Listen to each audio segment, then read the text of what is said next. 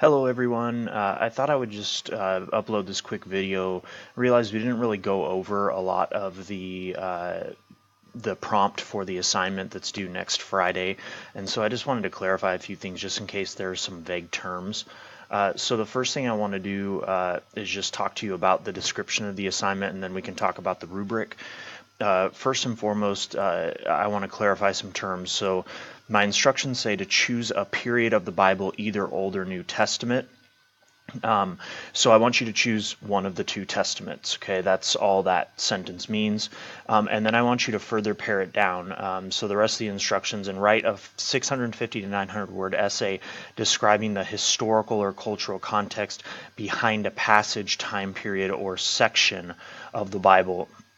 Now, this is where I wanted to kind of clarify some things because it might be confusing. So what I wanted you to do is choose an Old or New Testament kind of passage. So choose one of those testaments and then pare it down to find either a passage or a time period or a section of the Bible. And what that generally means is I want you to think like, okay, am I dealing with 1 Samuel, or am I dealing with Isaiah, or am I dealing with Jeremiah? That would be kind of a larger passage or section of the Bible.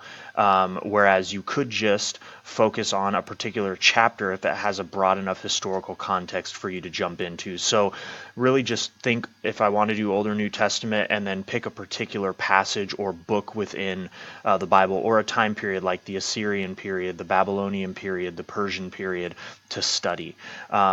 So that I just wanted to clarify that because I realize it could be kind of confusing. And then once you've decided on a part of the Bible that you want to study, and kind of pare it down as best you can, choose one of these kind of broader ideas like home life. What was it like to live as an Israelite during the Persian period? Various cultural features, religions, cultic practices, national and religious leaders, events, sociological forces, geography, really anything. Just make sure you clearly define what you're going to be studying. And make sure that you consult some outside sources if necessary.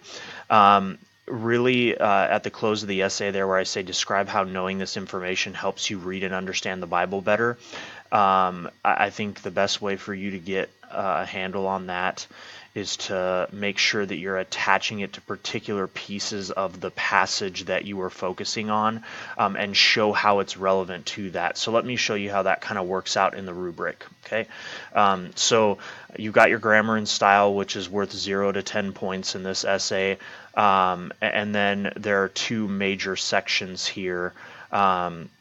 A clear delineation of the subject and how it relates to the biblical passage / Bible study in general.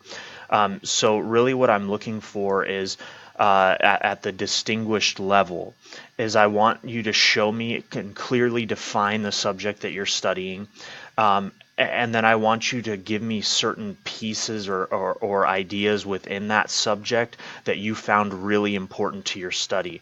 So if you're doing home life and you discovered the general construction of an average house in Israel at the time, archaeologically speaking, and you thought that the structure of the house gave you some insight as to what home life might look like, that would be one quick paragraph for you, and tell me what you learned by studying that.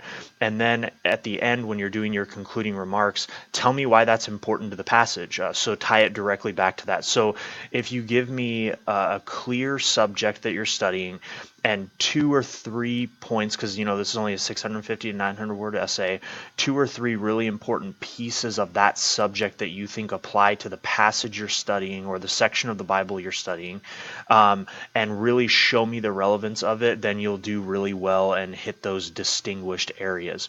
So I hope that's helpful. I look forward to reading your essays.